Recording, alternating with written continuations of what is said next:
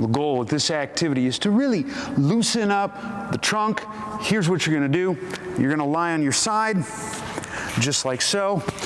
Have your bottom arm be out like this, and have your head relaxing on your arm. Your top leg is going to be in front, just like so, so it's flexed up a little bit. Bottom leg's relatively straight. The top arm, in this case, is going to be touching my knee, so it's kind of forming a low diagonal. It's like a very low reach position. Now here's what you're going to do.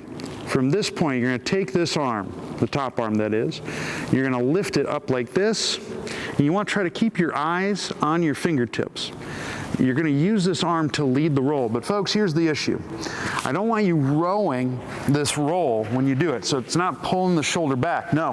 What you want to do instead is, as the arm comes up, you want to think about turning your sternum so it kind of goes along with your arm. And then you're going to use your eyes to drive the movement as well. So it's the arm moving, the sternum moving, and the eyes staying on the fingertips. That's going to complete the roll. It's going to look like this. So I'm here, nasal breathing throughout.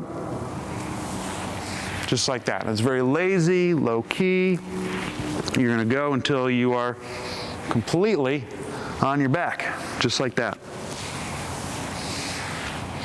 From a different angle, just so you can kind of see the direction that I'm going. Here, roll it back.